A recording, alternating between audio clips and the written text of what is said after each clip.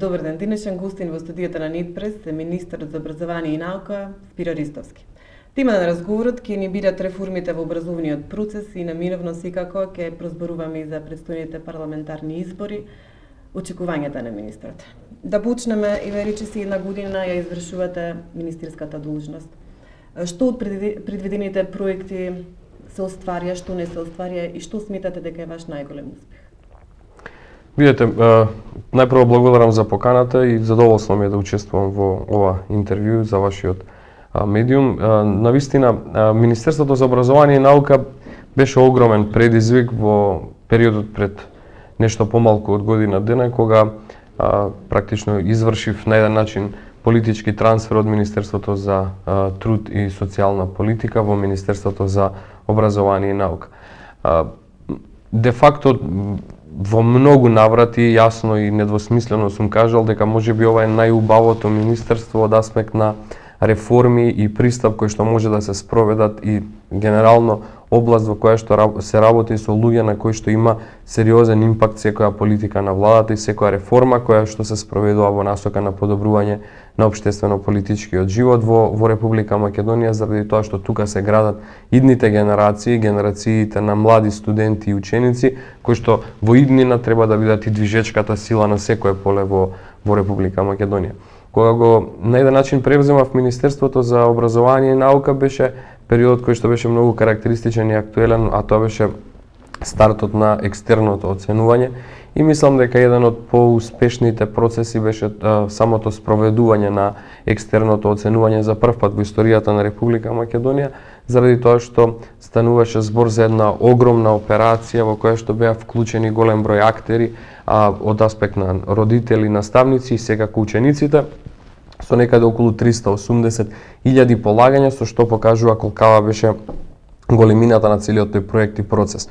Меѓутоа, секако во целиот овој период од неполна една година би сакал навистина да истакнам неколку значајни проекти кои што не се само проекти во реализација, да речем, во оваа година, него се континуирани проекти кои што се спроведуваат во Министерството за образование и наука, кои што се исклучително значајни за Република Македонија, а тука во прв ред би ги истакнал започнувањето на разговорите и исклучувањето на договор со Кембридж, меѓународниот центар за изработка на наставните програми, а соодветно на тоа и адаптација на учебници по Кембридж стандардите за учениците од 1 до 9 оделение со еден 5-годишен договор во кој што започна периодот и процесот на првичната адаптација на учебниците од 1 до 3 оделение по математика и природни науки, со што морам да кажам дека ова беше еден исклучително значаен процес. Почнувањето на овој процес е од огромно значење, затоа што нашите очекувања се фактички со имплементацијата на овој проект да нашите ученици започнат да учат од учебници по кои што учат децата во најразвиените земји во светот, пред се во случајов мислам на Велика Британија, затоа што квалитетот на она што може да го овозможи Кембридж како образовна институција, а од друга страна и Cambridge International Examination како институт во рамки на Кембридж универзитетот, кој што ги креира и е најголем провайдер на наставни програми во целиот свет, да тој бенефит и таа добробит во развојот на образованието го осетат сите деца во Република Македонија. Го споменав овој проект не затоа што почнувам со проектите од основно образование, заради тоа што овој проект треба да биде базичен во насока на градењето на квалитетни образовани генерации во следниот период. Исто така би го истакнал, како што споменав, и процесот веќе на второто, сега веќе се спроведа и третото екстерно оценување. Постоја голем број негодувања по однос на истото, но јас во оваа прилика уште еднаш би сакал да изразам мојата лична благодарност прво до учениците, до наставниците, а секако и до родителите, бидејќи никој не беше рамнодушен кога се крираше. Факт е дека не помина со воодушевување оваа реформа во јавноста. Во последно време, последно што слушнавме и од Стево Пендаровски, значи кандидатов председателски, што е дека оваа реформа е практично изживување врз учениците. Како го толкувате? Видете, јас не би го коментирал само коментарот на еден од кандидатите за председател, јас би го коментирал генерално тој став, ако може тој да се нарече став, од причина што, знаете, во многу наврати јас јавно кажав дека можеби екстерното оценување вака како што е поставено, на почеток беше креирана перцепција дека станува збор за многу сериозен и проблематичен систем. Но се покажа дека не е така. Второ, во 25 земји од Европска Унија се спроведува екстерно оценување. Че ова не е процес кој што ние сме седнали и го обмислиле на начин каков што не постои во светот или како екстерно оценување не постои во светот, апсолутно е неточна таа констатација. А од друга страна, знаете, мене ме разочарува фактот што една опозициона партија која што декларативно има амбиции да стане владеачка партија во Република Македонија, во ниту еден момент не понудува ни еден концепт во поглед на екстерното оценување, па нека понудат решение, можеби ќе понудат и подобро, за нив понуденото решение е укинување. Знаете, со такви деградирачки процеси ние не одиме напред и не успеваме да го развиеме општеството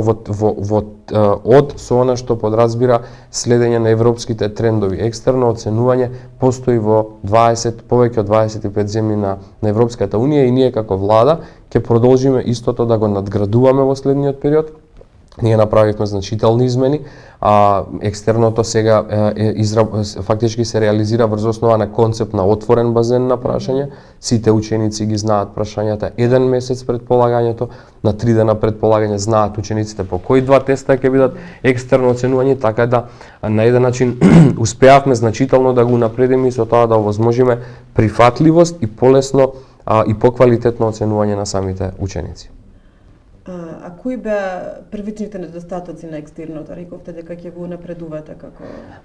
Видете, јас и јавно кажав по завршувањето на процесот на екстерно во првата фаза дека постоја известни технички проблеми кои што се појавија во делот на спроведувањето на процесот, а од друга страна се покажа дека од големо значење заради подготовката на квалитетот на учениците би било многу поправилно и полесно за нив и на еден начин тие би биле под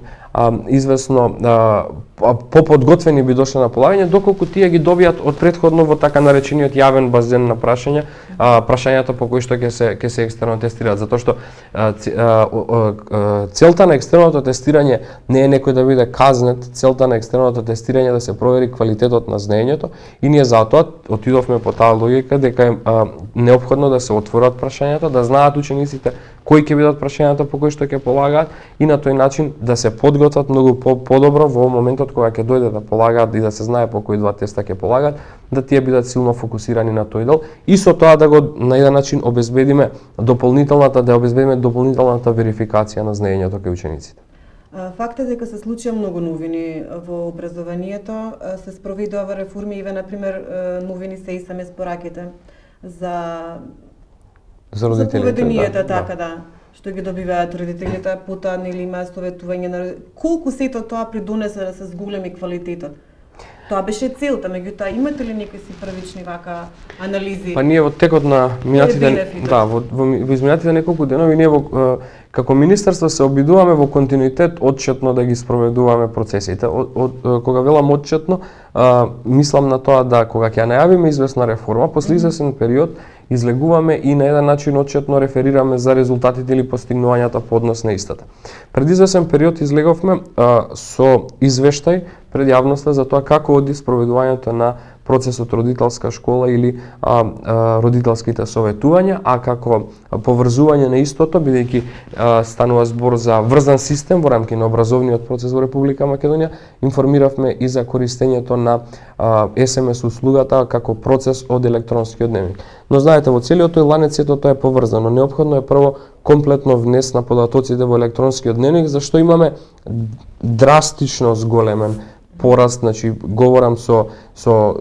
ситни проценти на проблемчиња кои што ни се појавуваат, односно сите наставници веќе неопходно го имаат прифатено како алатка електронскиот дневник за забележување на поведението и оценките на децата, преку која што потоа пак се генерираат SMS известувањата до родителите, за да истите, доколку констатираат дека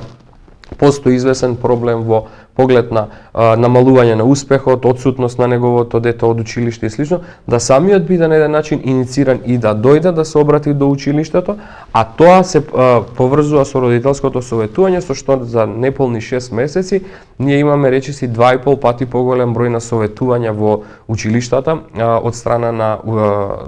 присутни родители повикани на советување или дојдени за советување во однос на своите деца. Така да, на еден начин сите овие мотивирачки податоци за нас говорат дека сме на добар пат во тој дел. Така имате и последен податок дека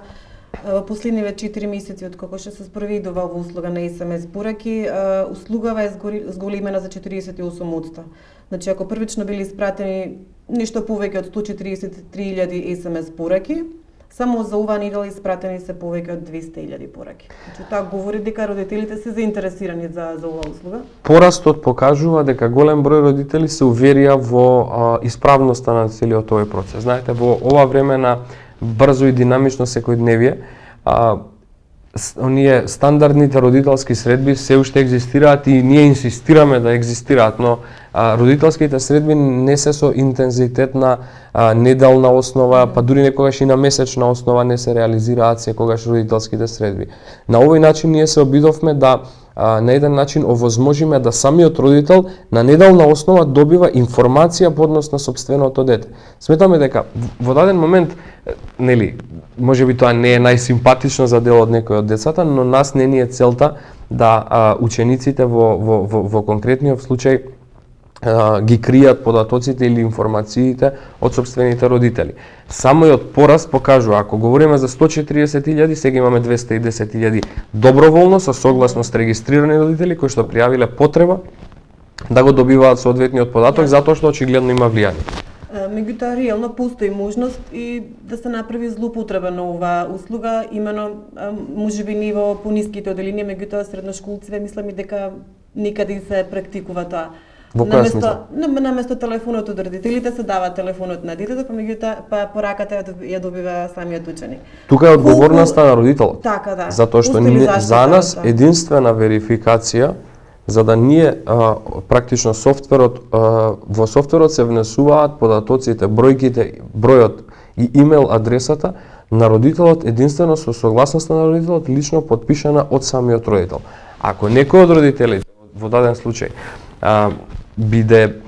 сега на еден начин изигран можеби од некој од учениците или слично, ние во таква ситуација, еве и во оваа прилика апелирам ако има такви случаеви да се пријават во државниот просветен инспекторат и ние ќе го тоа провериме и нормално не може тоа да се толерира затоа што тоа е лажен податок или податок кој што не се доставува до вистинското лице или пак уште полошо ако била фалсификувана волјата или согласноста на родителот. Не, немаме до сега немаме пријавено дека имаме ситуација во која што на некој родител му била фалсификувана согласноста по однос на податоците од електронскиот дневник. На крајот на криштата, знаете, тоа е повеќе и лична индивидуална волја на родителот. Јас како родител, ако знам дека сум потпишал согласност, а не добивам известно известување, во тој случај јас сум тој што треба да алармира зошто тоа не се случува, па на тој начин и ќе го добиеме како податок истото.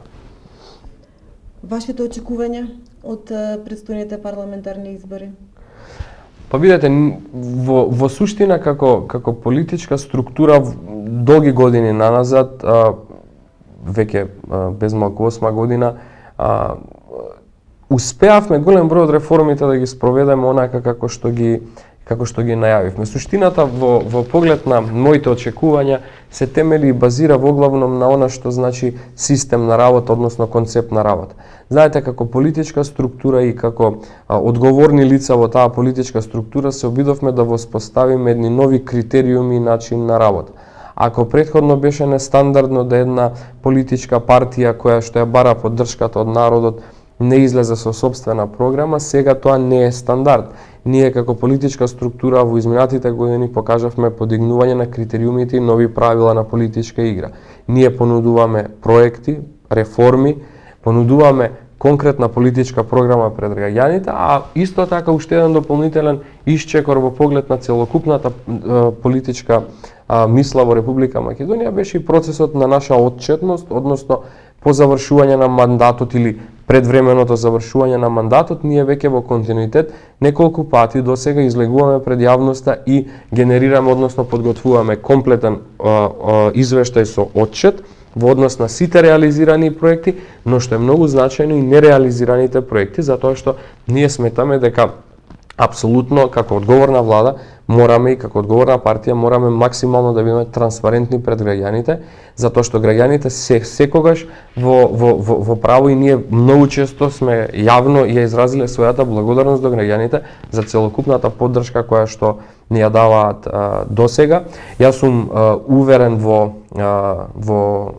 капацитетот, квалитетот на структурите со кои што соработувам како дел од политичката влада и како дел од мојата политичка партија, но од друга страна исто така сметам дека и овој пат ние ќе понудиме вистински решенија и овој пат ќе понудиме решенија кои што може да придонесат за многу поквалитетна перцепција кај самиот народ и моите очекувања се дека и овој пат народот ќе го направи вистинскиот избор заради тоа што народот секогаш успева вистинскиот избор да го определи од причина што во изминатите неколку години и се покажало дека на народот му се неопходни промени и процеси на реформи, континуирано градење во секој сегмент, на секој начин, не само физички градење, него градење на систем, градење на процеси кои што ќе овозможат побрз развој на Република Македонија во секој сектор, во секое министерство, кој што има директен допир до секојдневниот живот на граѓаните. И јас во тој дел сметам дека многу чесно се обидуваме во континуитет да ги спроведуваме сите овие процеси и пак ја кажам, најбитниот елемент е поддршката која што во неколку наврати сме ја добиле од граѓаните, што е дополнителна потврда дека во правилна насока ги спроведуваме процесите и реформите. Министре, јас ви посакувам голем успех понатаму во сферата каде што ќе бидете ангажирани и ви благодарам многу за разговорот. Ви благодарам на поканата, задоволен сум беше.